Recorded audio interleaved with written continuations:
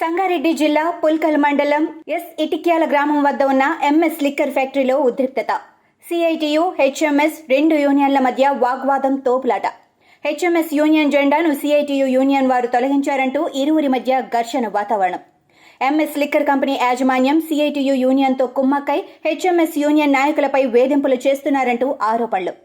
CITU company యాజమాన్య వైఖరిని నిరసిస్తూ కంపెనీ ముందు బైఠాయించి ఆందోళన చేపట్టిన హెచ్ఎంఎస్ యూనియన్ కార్మికులు.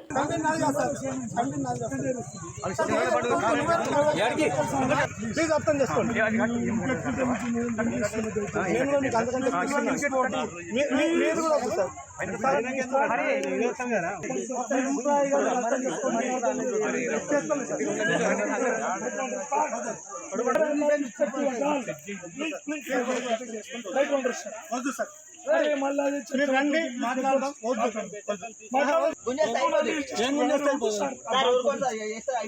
వద్దు, పర్మిషన్ లేదు. నువ్వు చెప్పిన బాధ్యత కదా సార్, అన్ని పద్ధతి కాదు సార్.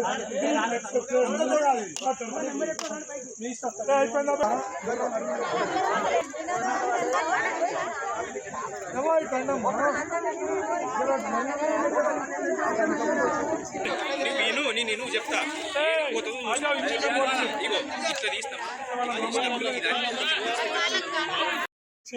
ఆలోచన మాకు లేదు.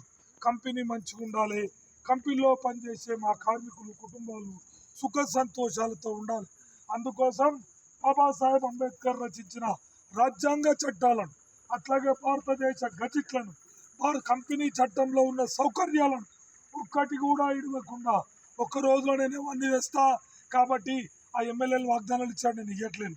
ఈ ఒక్క హక్కును కూడా వదలకుండా మీ కంటికి రెప్పలా మారి PF, ESI, minimum wage, regularisation ప్రతి ఒక్కటి లేబర్ కమిషనర్ ఆఫీసులో ఇచ్చినా కొట్లాడతా.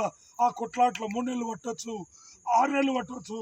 కానీ మంజిల్ చేరేంత వరకు, లక్ష్యం చేరేంత వరకు, మీ బతుకుల్లో వెళ్తున్న చూసేంత వరకు హెచ్ఎంఎస్ నిద్రపోదు అని చెప్పి